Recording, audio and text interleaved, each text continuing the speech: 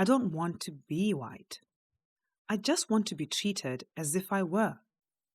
To exist in a world where the pigment of my skin is not a prison, a ball and chain, as something that could be despised.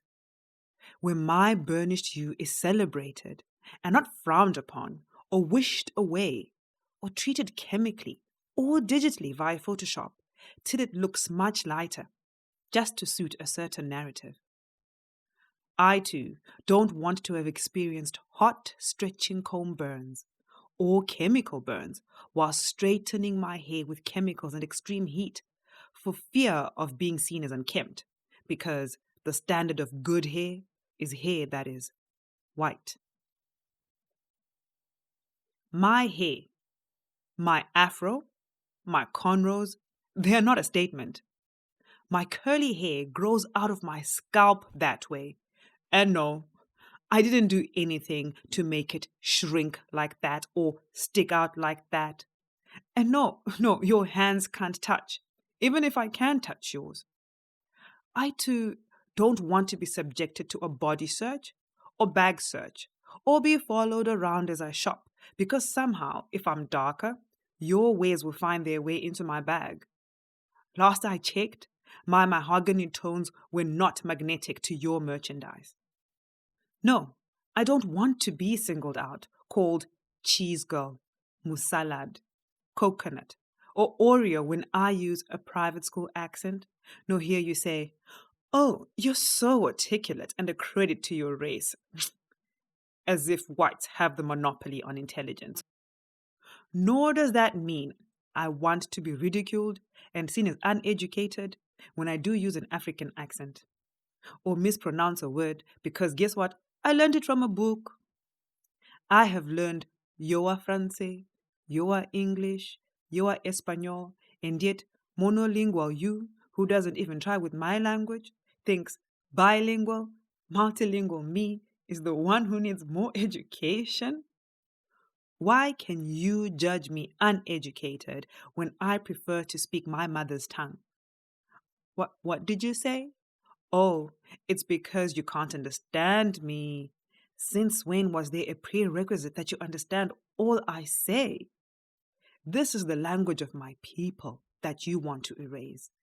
A language that houses our culture and thoughts from time immemorial that you want to vanish because you have placed more importance on yours, because in your mind, mine is primitive. I too don't want to change my name for it to be easier for you to pronounce. If I can figure out James, Jean, Bjorn, Tchaikovsky, Alejandro, Etienne, then Tsitsi, Nkolisi, Uchena, and Nxumisa should be run of the mill too. No, it's not T or MX or Nkumisa, because our names have meaning and nuance that you want to bastardize. I don't want that when I go to the airport, in order to not be seen as a threat, I implore my brother, a hoodie in our skin tone profiles danger, so pack away your hoodie and let's dress up when flying in order to be perceived as if we belong. No, sir. We are no threat for your security. I don't want to stand in line for service and be ignored until I pointedly chat with my white friends. So you change your demeanor and serve me with the same care and fawning. I don't want to try harder, jump higher, shout louder before you see my accomplishments, because in your mind, it's impossible for me to have made it thus far without affirmative action. Oh, I'm not the help or kitchen staff? So how did I get my job? The most qualified person should get the job? Wait, what? I had not realized my skin color precludes me from being qualified. I don't want to be asked if I'm lost or need help because I'm the only darky in the suburb. Those hallowed green lawns and gleaming abodes other black people can only dream of. And I, too, want to have the luxury of avoiding the hood, the township, the high densities that you deem dangerous and dens of criminality. But alas, This is where I and my family live. I guess danger takes a look at my skin and runs away. I don't want to travel far and wide just to find products that suit my skin and biology, or struggle to find doctors who are well versed in the differences melanin can give to symptoms because, for some reason, everything is white centered, even on African soil. I too want my skin to have the power of normal, to be able to match my tone and skin color in clothing, band aids, underwear, products for my hair, just as you expect your needs to be met. Alas, I have to conform to your standards for my needs to be met. And no, I don't want to pretend you've given me a compliment when you say, I am pretty for a black girl. Your standards of beauty are miles away from mine. I don't want to pretend not to be offended when you say the races shouldn't mix, and you would never date a black girl, for in your mind, my actual personality, values, and quirks don't matter. I have been judged and found wanting on skin color site alone. I too don't want to bite my tongue when I'm upset, just so you don't label me angry, scary black woman, or be forever asked, why are we so loud? And yet that screaming, swearing, white male manager is never asked to tone it down. Nope. I too don't want to have to always be apologetic when I stand up for someone or my beliefs just so you don't call me a bully. I too want the luxury of saying, I don't see color. Telling me you don't see my color is saying I have to be not black in order for you to respect me.